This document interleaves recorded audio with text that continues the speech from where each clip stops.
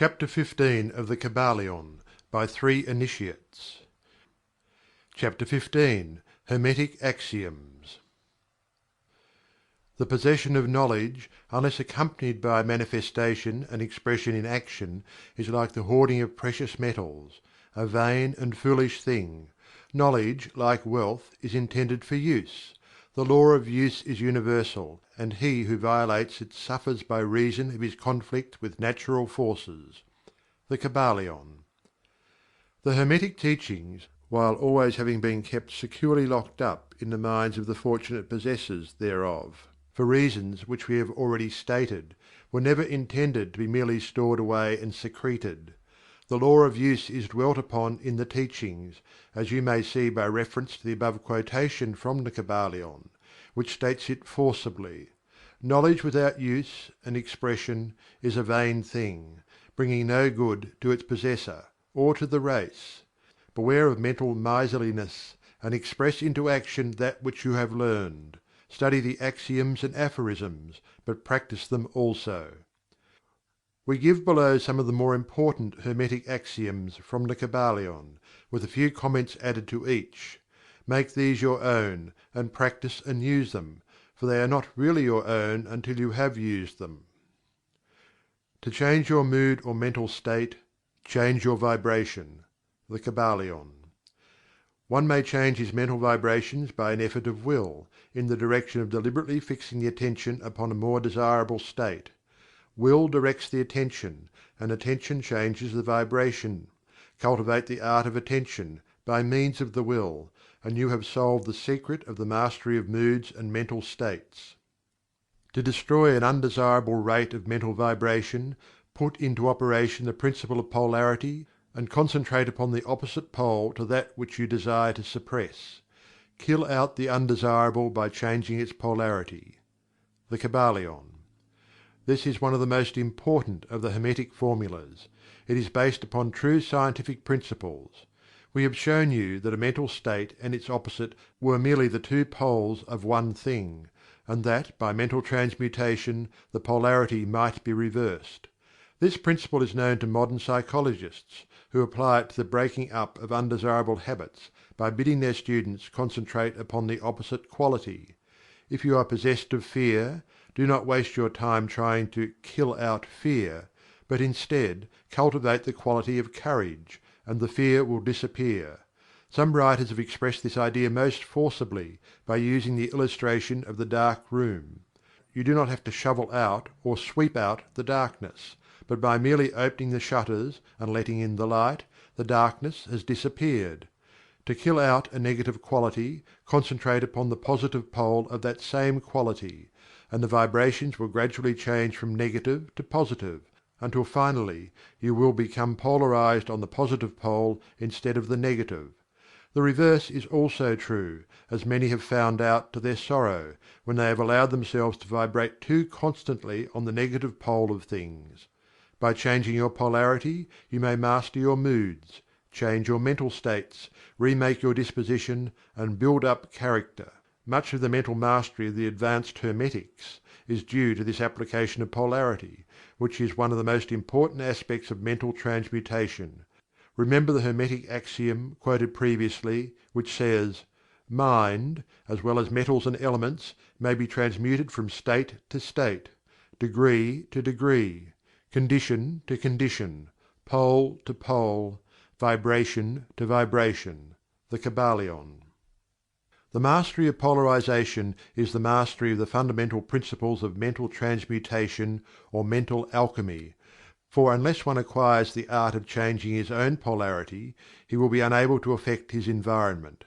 An understanding of this principle will enable one to change his own polarity, as well as that of others, if he will but devote the time, care and study and practice necessary to master the art. The principle is true, but the results obtained depend upon the persistent patience and practice of the student. Rhythm may be neutralized by an application of the art of polarization. The Kybalion. As we have explained in previous chapters, the Hermetists hold that the principle of rhythm manifests on the mental plane as well as on the physical plane, and that the bewildering succession of moods, feelings, emotions, and other mental states are due to the backward and forward swing of the mental pendulum, which carries us from one extreme of feeling to the other. The Hermetists also teach that the law of neutralization enables one, to a great extent, to overcome the operation of rhythm in consciousness.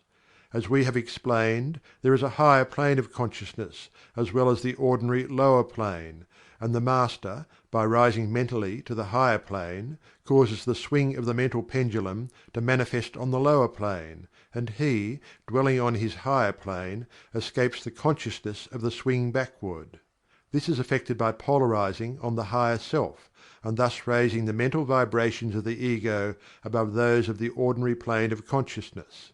It is akin to rising above a thing and allowing it to pass beneath you. The advanced Hermetist polarizes himself at the positive pole of his being, the "I Am" pole, rather than the pole of personality, and by refusing and denying the operation of rhythm, raises himself above its plane of consciousness, and standing firm in his statement of being, he allows the pendulum to swing back on the lower plane without changing his polarity. This is accomplished by all individuals who have attained any degree of self mastery, whether they understand the law or not. Such persons simply refuse to allow themselves to be swung back by the pendulum of mood and emotion, and by steadfastly affirming the superiority, they remain polarized on the positive pole. The Master, of course, attains a far greater degree of proficiency, because he understands the law which he is overcoming by a higher law, and by the use of his will he attains a degree of poise and mental steadfastness almost impossible of belief on the part of those who allow themselves to be swung backward and forward by the mental pendulum of moods and feelings. Remember always, however, that you do not really destroy the principle of rhythm, for that is indestructible. You simply overcome one law by counterbalancing it with another, and thus maintain an equilibrium. The laws of balance and counterbalance are in operation on the mental as well as on the physical planes, and an understanding of these laws enables one to seem to overthrow laws, whereas he is merely exerting a counterbalance. Nothing escapes the principle of cause and effect, but there are many planes of causation, and one may use the laws of the higher to overcome the laws of the lower. The Kybalion. By an understanding of the practice of polarization, the Hermetists rise to a higher plane of causation, and thus counterbalance the laws of the lower planes of causation. By rising above the plane of ordinary causes, they become themselves, in a degree, causes, instead of being merely caused. By being able to master their own moods and feelings, and by being able to neutralize rhythm, as we have already explained, they are able to escape a great part of the operations of cause and effect on the ordinary plane. The masses of people are carried along, obedient to their environment, the wills and desires of others stronger than themselves, the effects of inherited tendencies, the suggestions of those about them, and other outward causes, which tend to move them about on the chessboard of life like mere pawns. By rising above these influencing causes, the advanced Hermetists seek a higher plane of mental action, and by dominating their moods, emotions, impulses, and feelings, they create for themselves new characters, qualities, and powers, by which they overcome their ordinary environment, and thus become practically players instead of mere pawns. Such people help to play the game of life understandingly, instead of being moved about this way and that way by stronger influences and powers and wills. They use the principle of cause and effect instead of being used by it. Of course, even the highest are subject to the principle as it manifests on the higher planes, but on the lower planes of activity they are masters instead of slaves. As the Kybalion says: "The wise ones serve on the higher, but rule on the lower. They obey the laws coming from above them, but on their own plane, and those below them, they rule and give orders. And yet, in so doing, they form part of the principle instead of opposing it.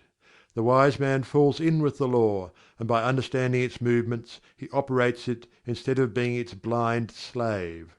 Just as does the skilled swimmer turn this way and that way, going and coming as he will, Instead of being as the log which is carried here and there, so is the wise man as compared to the ordinary man. And yet both swimmer and log, wise man and fool, are subject to law. He who understands this is well on the road to mastery. The Kybalion. In conclusion, let us again call your attention to the Hermetic axiom: "True Hermetic transmutation is a mental art." The Kybalion. In the above axiom, the Hermetists teach that the great work of influencing one's environment is accomplished by mental power. The universe being wholly mental, it follows that it may be ruled only by mentality, and in this truth is to be found an explanation of all the phenomena and manifestations of the various mental powers which are attracting so much attention and study in these earlier years of the 20th century. Back of and under the teachings of the various cults and schools remains ever constant the principle of the mental substance of the universe. If the universe be mental in its substantial nature, then it follows that mental transmutation must change the conditions and phenomena of the universe. If the universe is mental, then mind must be the highest power affecting its phenomena. If this be understood, then all the so called miracles and wonder workings are seen plainly for what they are. The All is Mind. The Universe is mental. The Kybalion. End of chapter 15. End of the Kybalion by 3 Initiates. Recorded by Algie Pug.